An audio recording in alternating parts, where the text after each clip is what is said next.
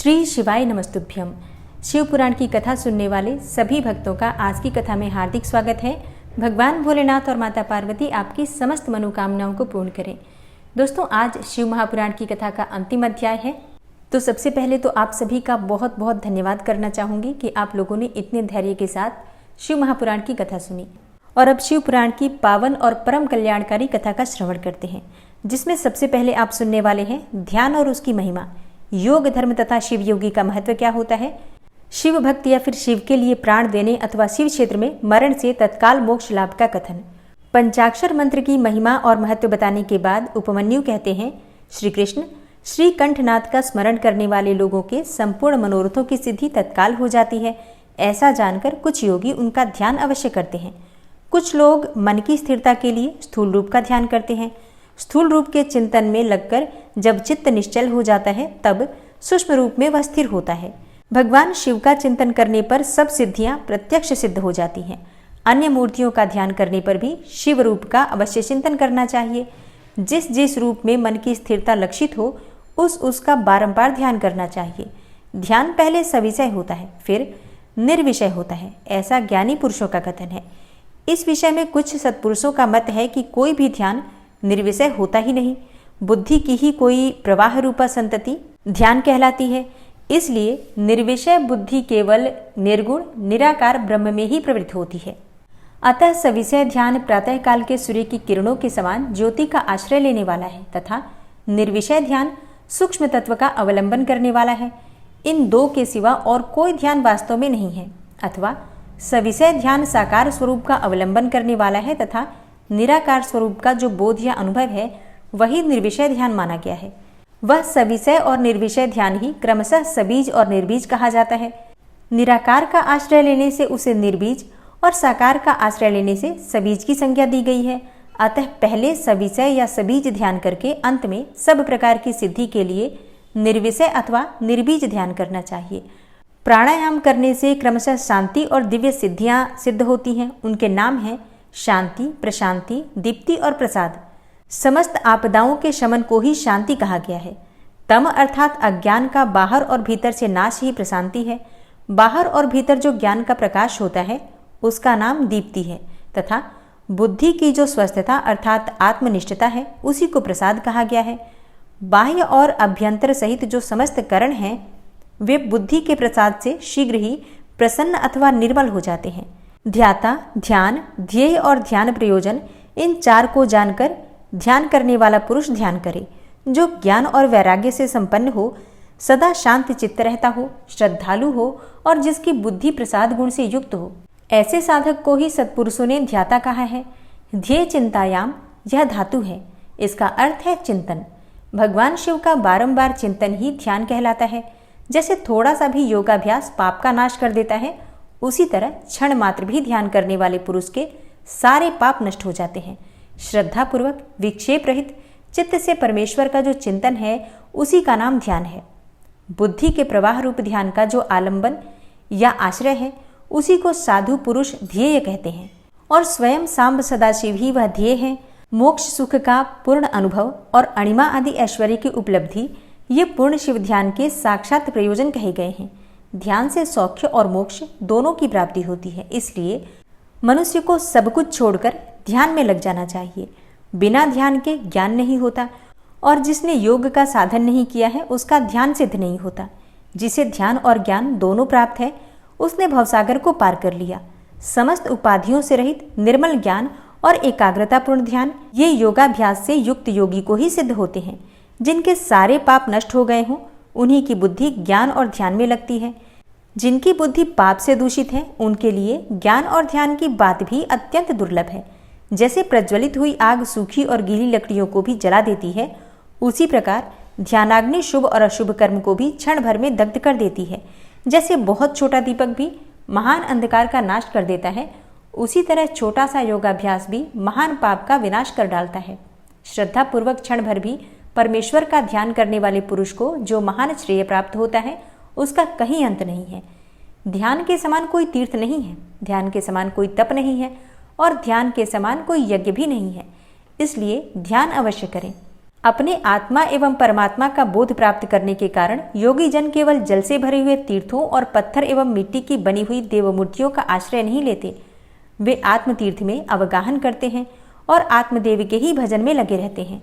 जैसे अयोगी पुरुषों को मिट्टी और काठ आदि की बनी हुई स्थूल मूर्तियों का प्रत्यक्ष होता है, उसी तरह योगियों को ईश्वर के सूक्ष्म स्वरूप का प्रत्यक्ष दर्शन होता है। जैसे राजा को अपने अंतःपुर में विचरने वाले स्वजन एवं परिजन प्रिय होते हैं और बाहर के लोग उसे उतने प्रिय नहीं होते, उसी प्रकार भगवान शंकर को अंतःकरण में ध्यान लगाने वाले भक्त ही अधिक प्रिय हैं, बाह्य उपचारों का आश्रय लेने वाले कर्मकांडी नहीं। जैसे लोक में यह देखा गया है कि बाहरी लोग राजा के भवन में राजकीय पुरुषोचित फल का उपभोग नहीं कर पाते, केवल अंतःपुर के लोग ही उस फल के भागी होते हैं, उसी प्रकार यहाँ बाह्यकर्मी पुरुष उस फल को नहीं पाते जो ध्यान योगियों को सुलभ होता है।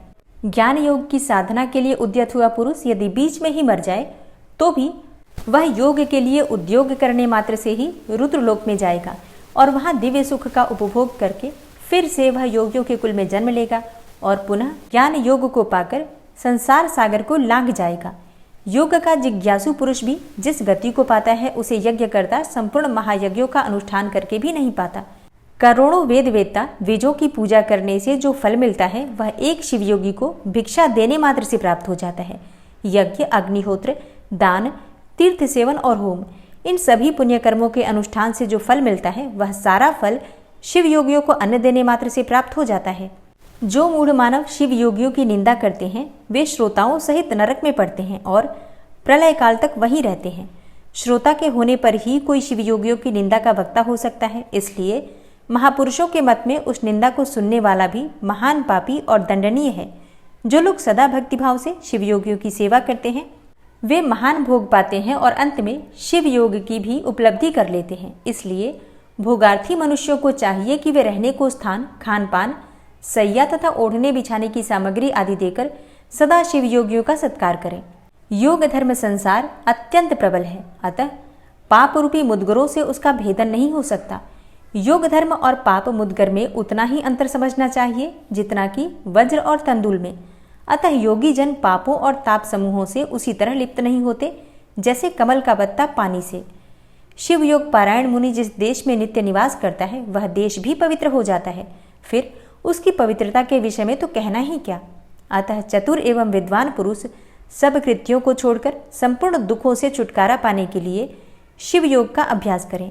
जिसका योग फल सिद्ध हो गया है वह योगी यथेष्ट भोगों को भोग कर समस्त लोगों की हित की कामना से संसार में विचरे अथवा अपने स्थान पर ही रहे या विषय सुख को अत्यंत तुच्छ समझकर छोड़ दे और वैराग्य योग से स्वेच्छापूर्वक कर्मों का परित्याग कर दे।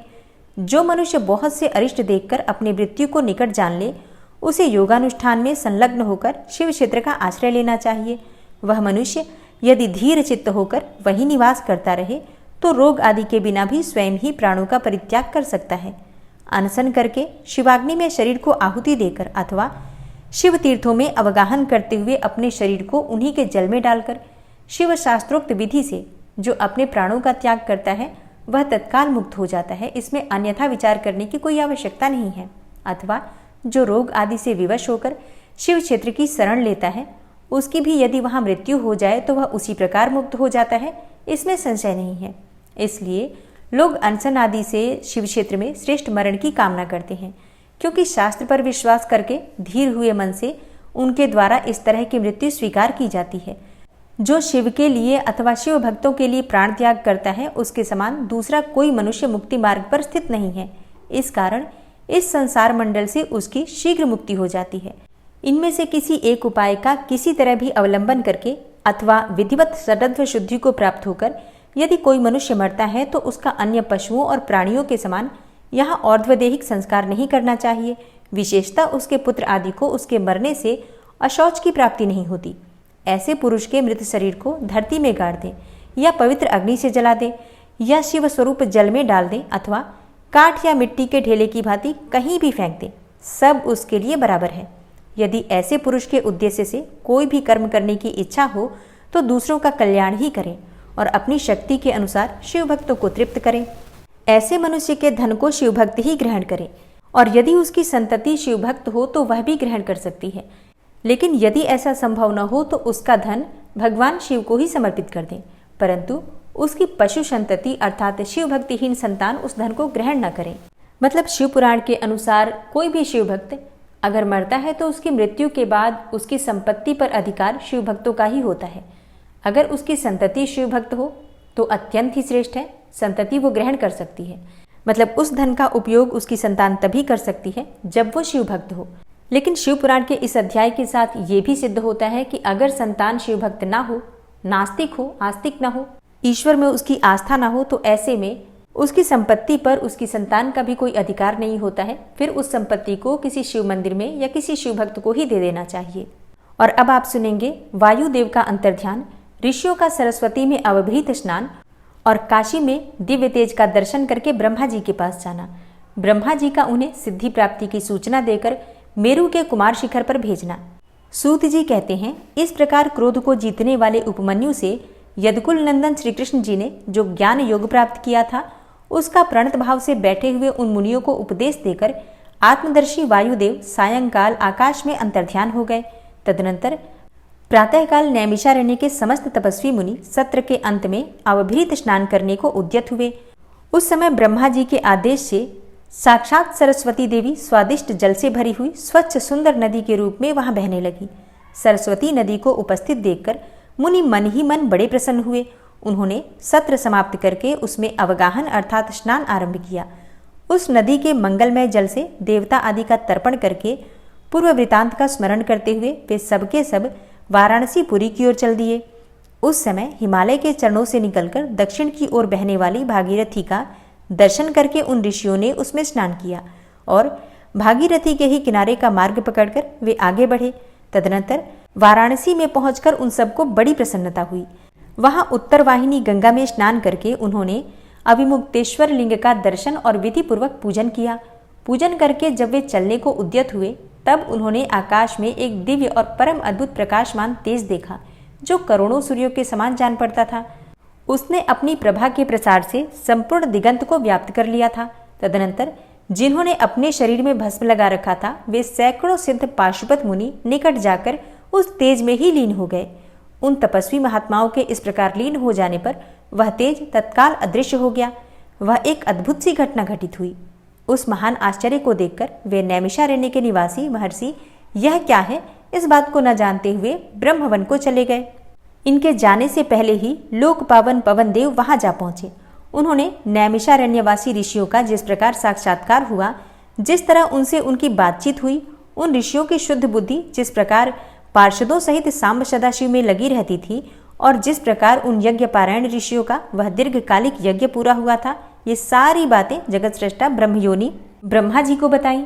फिर अपने कार्य के लिए उनसे आज्ञा लेकर वे अपने नगर को चले गए।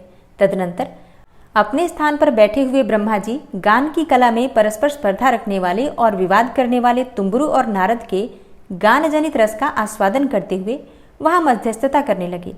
उस समय वे गंधर्वों और अप्सराओं से सेवित होकर सुखपूर्वक बैठे थे। उस वेला में किसी बाहरी व्यक्ति को वहां जाने का अवसर नहीं दिया जाता था। इसलिए जब नैमिषारण्य निवासी मुनि वहां पहुंचे तब द्वारपालों ने उन्हें द्वार पर ही रोक दिया। वे मुनि ब्रह्म भवन से बाहर ही पार्श्वभाग में बैठ गए। इधर संगीत गोष्ठी में नारद ने तुम्बुरु की समानता प्राप्त की। तब परमेष्ठी ब्रह्मा ने उन्हें तुम्बुरु के साथ रहने की आज्ञा दी और वे पारस्परिक स्पर्धा को त्याग कर तुम्बुरु के परम मित्र हो गए। तत्पश्चात गंधर्वों और अप्सराओं से घिरे हुए नारद नकुलेश्वर महादेव को वीणा गान सुनाकर संतुष्ट करने के लिए तुम्बुरु के साथ ब्रह्म भवन से उसी प्रकार निकले जैसे मेघों की घटा से सूर्यदेव बाहर निकलते हैं। उस समय मुनिवर नारद को देखकर उन 6 कुलों में उत्पन्न हुए ऋषियों ने प्रणाम किया और बड़े आदर के साथ ब्रह्मा जी से मिलने का अवसर पूछा। नारद जी का चित्त दूसरी ओर लगा था और वे बड़ी उतावली में थे, अतः उनके पूछने पर बोले, यही अवसर है, आप लोग भीतर जाइए। यह कहते हुए वे चले गए। तदनंतर द्वारपालों ने ब्रह्मा जी को उन ऋषियों के आगमन की सूचना दी। उनकी आज्ञा पाकर वे सब एक साथ ब्रह्मा जी के भवन में प्रविष्ट हुए। भीतर जाकर उन्होंने दूर से ही दंड की भांति पृथ्वी पर गिरकर ब्रह्मा जी को प्रणाम किया। फिर उनका आदेश पाकर वे ऋषि उनके पास गए और चारों ओर से उन्हें घेर कर बैठ गए। उन्हें वहां बैठा देखकर कमलासन ब्रह्मा ने उनका कुशल समाचार पूछा और बताया कि मुझे तुम लोगों का सारा वृतांत ज्ञात हो चुका है, क्योंकि वायुदेव ने ही यहाँ सब कुछ कहा है। अब तुम बताओ, जब वायुदेव तुम्हें कथा सुनाकर अदृश्य हो गए तब तुमने क्या किया? देवेश्वर ब्रह्मा के इस प्रकार पूछने पर उन मुनियों ने अवभृत स्नान के पश्चात गंगा तीर्थ में जाने, वाराणसी की यात्रा करने और वहां देवेश्वरों द्वारा स्थापित शिवलिंगों और अभिमुक्तेश्वर लिंग के भी दर्शन पूजन करने, आकाश में महान तेज पुंज के दिखाई देने और कतिपय महर्षियों के उसमें लीन होने तथा फिर से उस तेज के अदृश्य हो जाने की सब बातें ब्रह्मा जी से विस्तार पूर्वक उन्हें बारंबार प्रणाम करके कही। साथ ही यह भी बताया कि हम अपने मन में बहुत विचार करने पर भी उस तेज को ठीक ठीक न जान सके। मुनियों का कथन सुनकर विश्वस्रष्टा चतुर्मुख ब्रह्मा ने किंचित सिर हिलाकर गंभीर वाणी में कहा, महर्षियों, तुम्हें परम उत्तम पारलौकिक सिद्धि प्राप्त होने का अवसर आ रहा है। तुमने दीर्घकालिक सत्र द्वारा चिरकाल तक प्रभु की आराधना की है, इसलिए वे प्रसन्न होकर तुम लोगों पर कृपा करने को उत्सुक हैं। उस तेजपुंज के दर्शन की जो घटना घटित हुई है उससे यही बात सूचित होती है। तुमने वाराणसी में आकाश के भीतर जो दीप्तिमान दिव्य तेज देखा था वह साक्षात ज्योतिर्मय लिंग ही था। उसे महेश्वर का उत्कृष्ट तेज समझो। उस तेज में श्रौत और पाशुपत व्रत का पालन करने वाले मुनि जो स्वधर्म में पूर्णतः निष्ठा रखने वाले थे और अपने पाप को दग्ध कर चुके थे, वे लीन हुए हैं। लीन होकर वे स्वस्थ एवं मुक्त हो गए हैं और इसी मार्ग से तुम्हें भी शीघ्र ही मुक्ति प्राप्त होने वाली है। तुम्हारे देखे हुए उस तेज से यही बात सूचित होती है। तुम्हारे लिए यह वही समय दैववश स्वयं उपस्थित हो गया है। तुम मेरु पर्वत के दक्षिण शिखर पर जहाँ देवता रहते हैं जाओ और वहीं मेरे पुत्र सनत कुमार जो उत्कृष्ट मुनि हैं निवास करते हैं। वे वहाँ साक्षात भूतनाथ नंदी के आगमन की प्रतीक्षा में हैं। पूर्व काल की बात है, सनत कुमार अज्ञानवश अपने को सब योगियों का शिरोमणि मानने लगे थे, इसलिए दुर्विनीत हो गए थे। यही कारण है कि उन्होंने किसी समय परमेश्वर शिव को सामने देखकर भी उनके लिए उचित अभ्युत्थान आदि सत्कार नहीं किया। वे अपने स्थान पर निर्भय बैठे रहे। उनके इस अपराध से कुपित होकर नंदी ने उन्हें बहुत बड़ा ऊंट बना दिया।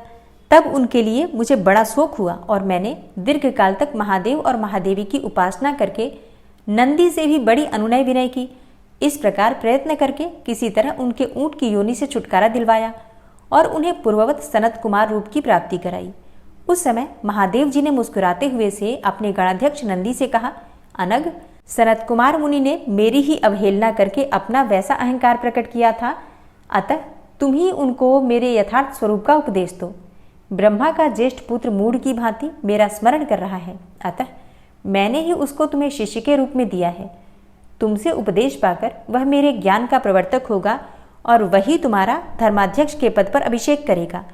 महादेव जी के ऐसा कहने पर समस्त भूत गणों के अध्यक्ष नंदी ने प्रातःकाल मस्तक झुकाकर स्वामी की वह आज्ञा शिरोधार्य की तथा सनत कुमार भी मेरी आज्ञा से इस गणराज नंदी को प्रसन्न करने के लिए मेरु पर दुष्कर तपस्या कर रहे हैं। गणाध्यक्ष नंदी के समागम से पहले ही तुम लोग सनत कुमार से मिलो, क्योंकि उन पर कृपा करने के लिए नंदी शीघ्र ही वहां आएंगे। विश्वयोनि ब्रह्मा के इस प्रकार शीघ्र आदेश देकर भेजने पर वे मुनि मेरु पर्वत के दक्षिणवर्ती कुमार शिखर पर गए। और अब आप सुनेंगे मेरुगिरी के स्कंद सरोवर के तट पर मुनियों का सनत कुमार जी से मिलना, भगवान नंदी का वहां आना और दृष्टिपात मात्र से पास छेदन एवं ज्ञान योग का उपदेश करके चला जाना। शिव पुराण की महिमा तथा ग्रंथ का उपसंहार। सूत जी कहते हैं, वहां मेरु पर्वत पर सागर के समान एक विशाल सरोवर है जिसका नाम स्कंदसर है। उसका जल अमृत के समान स्वादिष्ट, शीतल, स्वच्छ, अगाध और हल्का है। वह सरोवर सब ओर से स्फटिक मणि के शिलाखंडों द्वारा संगठित हुआ है। उसके चारों ओर सभी ऋतुओं में खिलने वाले फूलों से भरे हुए वृक्ष उसे आच्छादित किए रहते हैं। उस सरोवर में सेवार, उत्पल, कमल और कुमुद के पुष्प तारों के समान शोभा पाते हैं और तरंगें बादलों के समान उड़ती रहती हैं, जिससे जान पड़ता है कि आकाश ही भूमि पर उतर आया है। वहाँ सुखपूर्वक उतरने चढ़ने के लिए सुंदर घाट और सीढ़ियाँ भी हैं। वहाँ की भूमि नीली शिलाओं से आबद्ध है। आठों दिशाओं की ओर से वह सरोवर बड़ी शोभा पाता है। वहाँ बहुत से लोग नहाने के लिए उतरते हैं और कितने ही नहाकर निकलते रहते हैं। स्नान करके श्वेत यज्ञोपवीत और उज्ज्वल कौपीन धारण किए, वलकल पहने, सिर पर जटा अथवा शिखा रखाए या फिर मुंड मुड़ाए, ललाट में त्रिपुंड लगाए, वैराग्य से विमल एवं मुस्कुराते मुख वाले बहुत से मुनि कुमार घड़ों में, कमलिनी के पत्तों के दोनों में, सुंदर कलशों में, कमंडलुओं में तथा वैसे ही करकों अर्थात करवों आदि में अपने लिए, दूसरों के लिए, विशेषतः देव पूजा के लिए वहां से नित्य जल और फूल ले जाते हैं। वहां इष्ट और शिष्ट पुरुष जल में स्नान करते देखे जाते हैं और उस सरोवर के किनारे की शिलाओं पर तिल, अक्षत, फूल और छोड़े हुए पवित्रक दृष्टिगोचर होते हैं। वहां स्थान स्थान पर अनेकों प्रकार की पुष्प बलि आदि दी जाती है। कुछ लोग सूर्य को अर्घ्य देते हैं और कुछ लोग वेदी पर बैठकर पूजन आदि करते हैं। उस सरोवर के उत्तर तट पर एक कल्प वृक्ष के नीचे हीरे की शिला सी बनी हुई वेदी पर कोमल मृग चर्म बिछाकर सदा बाल रूपधारी सनत कुमार जी बैठे थे। वे अपनी अविचल समाधि से उसी समय उपरत हुए थे। उस समय बहुत से ऋषि मुनि उनकी सेवा में बैठे थे और योगीश्वर भी उनकी पूजा करते थे। नैमिषारण्य के मुनियों ने वहां सनत कुमार जी का दर्शन किया, उनके चरणों में मस्तक झुकाया और उनके आसपास ही बैठ गए। सनत कुमार जी के पूछने पर उन ऋषियों ने उनसे ज्यों ही अपने आगमन का कारण बताना आरंभ किया, त्यों ही आकाश में दुंदुभियों का तुमुल नाद सुनाई दिया। उसी समय सूर्य के समान तेजस्वी एक विमान दृष्टिगोचर हुआ, जो असंख्य गणेश्वरों द्वारा चारों ओर से घिरा हुआ था। उसमें अप्सराएं तथा रुद्रकन्याएं भी थीं। वहां मृदंग, ढोल और वीणा की ध्वनि गूंज रही थी। उस विमान में विचित्र रत्न जटित चंदोवा तना था और मोतियों की लड़ियां उसकी शोभा बढ़ा रही थी। बहुत से मुनि, सिद्ध, गंधर्व, यक्ष, चारण और किन्नर नाचते गाते और बाजे बजाते हुए उस विमान को सब ओर से घेर कर चल रहे थे। उसमें वृषभ चिन्ह से युक्त और मूंगे के दंड से विभूषित ध्वजा पताका फहरा रही थी, जो उसकी गोपुर की शोभा बढ़ाती थी। उस विमान के मध्य भाग में दो चवरों के बीच चंद्रमा के समान उज्ज्वल मणिमय दंड वाले शुद्ध छत्र के नीचे दिव्य सिंहासन पर शिलाद पुत्र नंदी देवी श्रेयसा के साथ बैठे थे। वे अपनी कांति से, शरीर से तथा तीनों नेत्रों से बड़ी शोभा पा रहे थे। भगवान शंकर को आवश्यक कार्यों की सूचना देने वाले वे नंदी मानो जगत सृष्टा शिव के अलंघनीय आदेश का मूर्तिमान स्वरूप होकर वहां आए थे, अथवा उनके रूप में मानो साक्षात शंभु का संपूर्ण अनुग्रह ही साकार रूप धारण करके वहां सबके सामने उपस्थित हुआ था। शोभाशाली श्रेष्ठ त्रिशूल ही उनका आयुध है। वे विश्वेश्वर गणों के अध्यक्ष हैं और दूसरे विश्वनाथ की भांति शक्तिशाली हैं। उनमें विश्व सृष्टा विधाताओं का भी निग्रह और अनुग्रह करने की शक्ति है। उनके 4 भुजाएं हैं, अंग अंग से उदारता सूचित होती है। वे चंद्रलेखा से विभूषित हैं और कंठ में नाग और मस्तक पर चंद्रमा उनके अलंकार हैं। वे साकार ऐश्वर्य और सक्रिय सामर्थ्य के स्वरूप से जान पड़ते हैं। उन्हें देखकर ऋषियों सहित ब्रह्मपुत्र सनत कुमार का मुख प्रसन्नता से खिल उठा। वे दोनों हाथ जोड़कर उठे और उन्हें आत्मसमर्पण सा करते हुए खड़े हो गए। इतने में ही वह विमान धरती पर आ गया। सनत कुमार ने देवनंदी को साष्टांग प्रणाम करके उनकी स्तुति की और मुनियों का परिचय देते हुए कहा, ये 6 कुलों में उत्पन्न ऋषि हैं, जो नैमिषारण्य में दीर्घकाल से सत्र का अनुष्ठान करते थे। ब्रह्मा जी के आदेश से आपका दर्शन करने के लिए ये लोग पहले से ही यहाँ आए हुए हैं। ब्रह्मपुत्र सनत कुमार का यह कथन सुनकर नंदी ने दृष्टिपात मात्र से उन सब के पाशों को तत्काल काट डाला और ईश्वरीय शैव धर्म एवं ज्ञान योग का उपदेश देकर वे फिर महादेव जी के पास चले गए। सनत कुमार ने वह समस्त ज्ञान साक्षात मेरे गुरु व्यास को दिया और पूजनीय व्यास जी ने मुझे संक्षेप में यह सब कुछ बताया। त्रिपुरारी शिव के इस पुराण रत्न का उपदेश वेद के न जानने वाले लोगों को नहीं देना चाहिए। जो भक्त और शिष्य न हो उनको तथा नास्तिकों को भी इसका उपदेश नहीं देना चाहिए। यदि मोहवश इन अनाधिकारियों को इसका उपदेश दिया गया हो तो यह नरक प्रदान करता है। जिन लोगों ने सेवानुगत मार्ग से इस पुराण का उपदेश दिया, लिया, पढ़ा अथवा सुना है, उनको यह सुख तथा धर्म आदि त्रिवर्ग प्रदान करता है और अंत में निश्चय ही मोक्ष देता है। इस पौराणिक मार्ग के संबंध से आप लोगों ने और मैंने एक दूसरे का उपकार किया है, अतः मैं सफल मनोरथ होकर जा रहा हूँ। हम लोगों का सदा सब प्रकार से मंगल ही हो। सूत जी के आशीर्वाद देकर चले जाने और प्रयाग में उस महायज्ञ के पूर्ण हो जाने पर वे सदाचारी मुनि विषय कलुषित कली काल के आने से काशी के आसपास निवास करने लगे। तदनंतर पशुपात से छूटने की इच्छा से उन सब ने पूर्णतया पाशुपत व्रत का अनुष्ठान किया और संपूर्ण बोध एवं समाधि पर अधिकार करके वे अनिंद्य महर्षि परमानंद को प्राप्त हो गए। व्यास जी कहते हैं, यह शिव पुराण पूरा हुआ। इस हितकर पुराण को बड़े आदर एवं प्रयत्न से पढ़ना अथवा सुनना चाहिए। नास्तिक, श्रद्धाहीन, शठ, महेश्वर के प्रति भक्ति से रहित तथा धर्मध्वजी अर्थात पाखंडी को इनका उपदेश नहीं देना चाहिए। इसका एक बार श्रवण करने से ही सारा पाप भस्म हो जाता है। भक्तिहीन भक्ति पाता है और भक्त भक्ति की समृद्धि का भागी हो जाता है। 2 बार श्रवण करने पर उत्तम भक्ति और तीसरी बार श्रवण करने पर मुक्ति सुलभ हो जाती है। इसलिए मुमुक्षु पुरुषों को बारंबार इसका श्रवण करना चाहिए। किसी भी उत्तम फल को पाने के लिए शुद्ध बुद्धि से इस पुराण की 5 आवृत्ति करनी चाहिए। ऐसा करने से मनुष्य उस फल को प्राप्त कर लेता है, इसमें संशय नहीं है। प्राचीन काल के राजाओं, ब्राह्मणों तथा श्रेष्ठ वैश्यों ने इसकी 7 आवृत्ति करके शिव का साक्षात दर्शन प्राप्त किया है। जो मनुष्य भक्ति पारायण होकर इसका श्रवण करेगा वह भी इहलोक में संपूर्ण भोगों को उपभोग करके अंत में मोक्ष प्राप्त कर लेगा। यह श्रेष्ठ शिव पुराण भगवान शिव को अत्यंत प्रिय है। यह वेद के तुल्य, माननीय, भोग और मोक्ष देने वाला तथा भक्तिभाव को बढ़ाने वाला है। अपने प्रमथ गणों, दोनों पुत्रों तथा देवी पार्वती जी के साथ भगवान शंकर इस पुराण के वक्ता और श्रोता का सदा कल्याण करें। वायवीय संहिता संपूर्ण हुई। शिव पुराण संपूर्ण रूप से शिव पुराण की कथा का पाठ आपने सुना। आप सभी का दिल से आभार। इस पाठ को पढ़ते समय किसी भी प्रकार से ध्यान में, उच्चारण में या मन में किसी भाव में अगर मुझसे भूल चूक हुई हो तो भगवान शिव से और आप सभी से हृदय से क्षमा प्रार्थी हूँ। और कथा समाप्त होने के बाद आरती अवश्य करनी चाहिए। तो अब आप सुनेंगे भगवान शिव और माता पार्वती की आरती। ओम जय शिव ओमकारा, प्रभु हर शिव ओमकारा, ब्रह्मा विष्णु सदा शिव अर्धांगी धारा। ओम जय शिव ओमकारा, एकानन चतुरानन पंचानन राजे, हंसानन गरुड़ासन वृषवाहन साजे। ओम जय शिव ओमकारा, 2 भुज 4 चतुर्भुज 10 भुज अति सोहे, त्रिगुण रूप निरखता त्रिभुवन जन मोहे। ओम जय शिव ओमकारा, अक्षमाला बनमाला मुंडमाला धारी, त्रिपुरारी कंसारी करमाला धारी। ओम जय शिव ओमकारा, श्वेतांबर पीतांबर भागंबर अंगे, सनकादिक गरुड़ादिक भूतादिक संगे।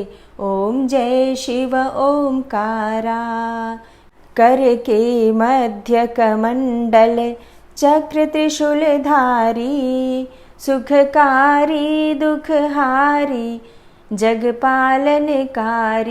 ओम जय शिव ओमकारा, ब्रह्मा विष्णु सदा शिव जानत अविवेका, प्रणवाक्षर में शोभित ये तीनों एका। ओम जय शिव ओमकारा, लक्ष्मी व सावित्री पार्वती संगा, पार्वती अर्धांगी शिवलहरी गंगा। ओम जय शिव ओमकारा, पर्वत सोहे पार्वती और शंकर कैलाशा, भांग धतूर का भोजन भस्मी में वासा। ओम जय शिव ओमकारा, जटा में गंग बहत है गलमुंडन माला, शेष नाग लिपटावत ओढ़त मृग छाला। ओम जय शिव ओमकारा, काशी में विराजे विश्वनाथा नंदी ब्रह्मचारी, नित उठ दर्शन पावत महिमा अति भारी। ओम जय शिव ओमकारा, त्रिगुण स्वामी जी की आरती, त्रिगुण स्वामी जी की आरती जो कोई नर गावे, कहत शिवानंद स्वामी सुख संपत्ति पावे। ओम जय शिव ओमकारा, ओम जय शिव ओमकारा, प्रभु हर शिव ओमकारा, ब्रह्मा विष्णु सदा शिव अर्धांगी धारा। ओम जय शिव ओमकारा। प्रेम से बोलिए भगवान भोलेनाथ की जय, माता पार्वती की जय।